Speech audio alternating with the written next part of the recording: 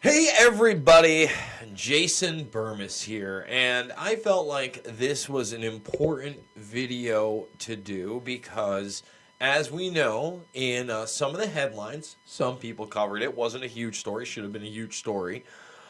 We found out of yet another foreign spy ring, not only within the United States, but this one in particular targeting DC, targeting the White House, the administration, aides, etc., etc. This time, utilizing the technology of Stingray equipment, which is a type of cellular infiltrator, if you will. It mimics a cell tower, takes that information, all sorts of information. You bet. It goes well beyond just being able to tap into a phone call, etc., etc.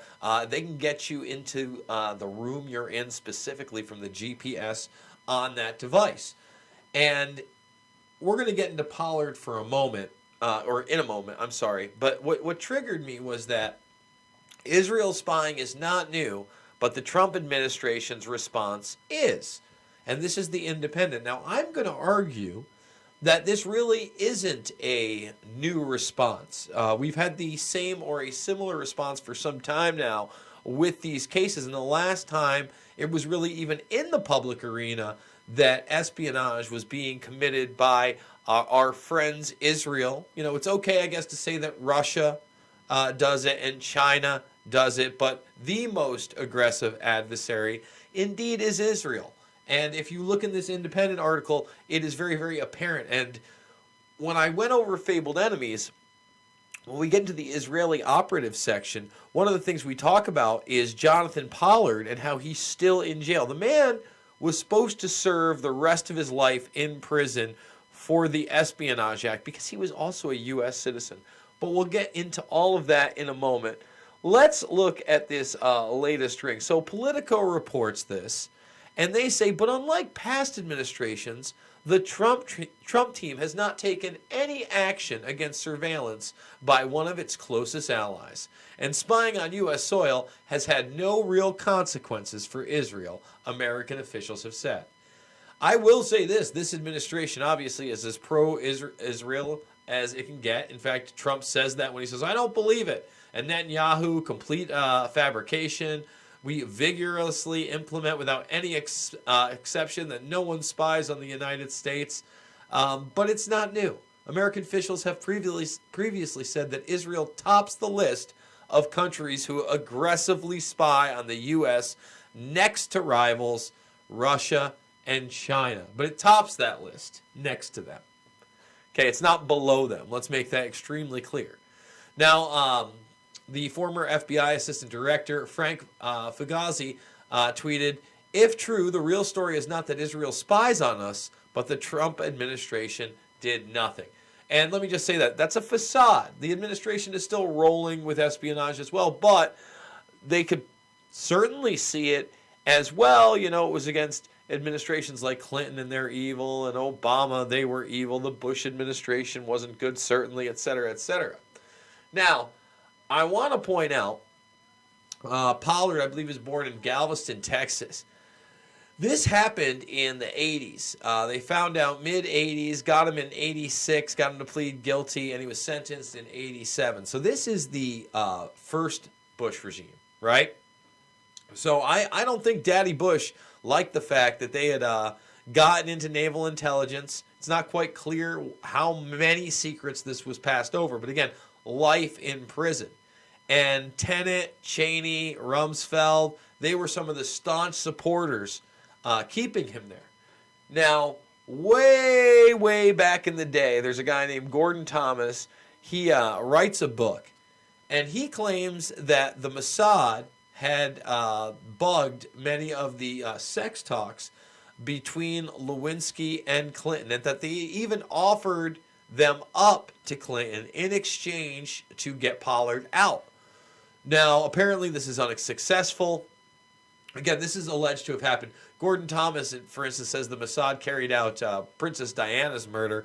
I've never heard that. I suppose everything's possible, but you know, I've looked into that intelligence operation, and it sure looks like MI5, MI6 to me. Maybe I'm wrong. Plausible deniability is always there, but Who knows? I'd have to look at this one. But it was later talked about again in another book, about 15 years later, that same connection, and they're by Daniel Halper, that, yeah, no, this was a real thing. But George Tenet threatened to resign if Clinton did hand Pollard over for these tapes. Now, believe it or not, in 2015, they let Pollard out. And nobody seems to care. Nobody seems to notice. Nobody seems to mind. This was a huge thing in Israel. Now, I want to say this. This is an American citizen, okay? This guy wasn't even born there. He's not a diplomat. He wasn't like a knock for the CIA that we have. This is an American citizen, okay? And him and his wife have had this website forever. That's why it looks as terrible as it does. If you want to see a terrible laid out website, Justice for Jonathon Pollard. He didn't, I mean, in his mind, he did nothing wrong. He loved Israel's policy. He's a statesman. He's a patriot. And he's been trying, I mean, this guy's a free guy, and he's been trying to go to Israel, basically go emigrate there. And they're like, no, we're not going to allow that to happen. Everything's gone too far. But he says that Israel has not cared enough about him and getting him home. He calls it home.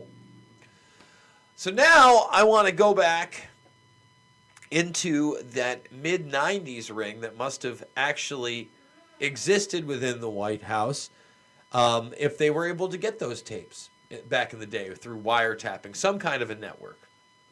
So the Washington Post puts this leak out. It's May 7th, 1997, where they're talking about an Israeli ring or person, a mega, right? Mega.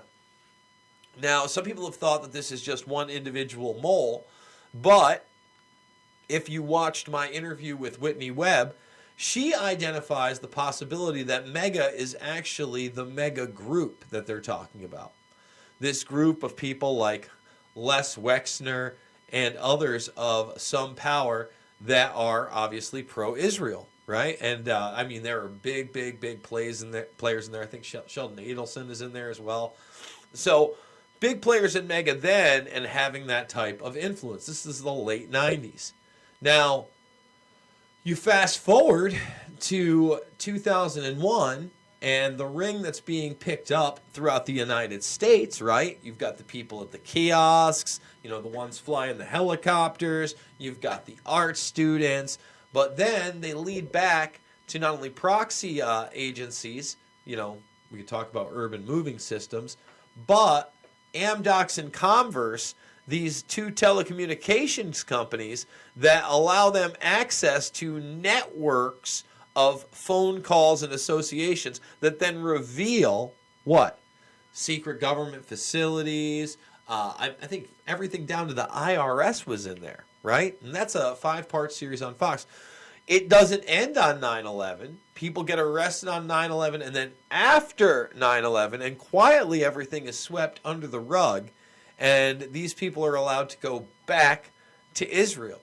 So you have to ask yourself, you know, was there also some sort of a backdoor deal between the powers that shouldn't be, the deep state, the military-industrial complex, and Israel in their espionage efforts that say, hey, you know, we catch another one of your spies that's an actual citizen sending big stuff, we're going hard, but, you know, just like you're catching our guys in Tel Aviv. And by the way, we mentioned that in the Politico article, you know, the Politico article that outed the stingrays, and this latest information even said, you know, the 3 intelligence officials said, of course, we're spying on Israel in Tel Aviv. You should see what we're doing there. So this is kind of like a circular viper's nest where, sure, you know, you have that Anglo-American, Saudi-Israeli alliance when you're talking about policy in Eurasia for the most part and military-industrial complex dominance, but they're all sniping at one another behind the scenes and, you know, looking out for number one, period. That's how the world works. Folks, if you enjoy these videos, you know, videos that go beyond the false left-right paradigm and actually look at issues in a way I think that adults should, make sure to thumbs this video up, share it with others, And make sure you subscribe. Make sure you're a part of the Burmist Brigade. You know, we're trying to climb that mountain to 40,000, then climb that mountain to 50,000, then to 100,000. With your help, I know we're going to do it.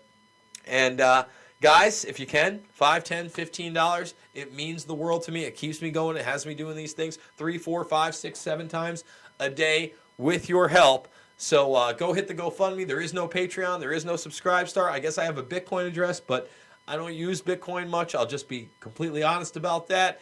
And it would be more like a savings account thing anyway, I guess. I don't know. But I do love you guys, and I'll see you on the flip side.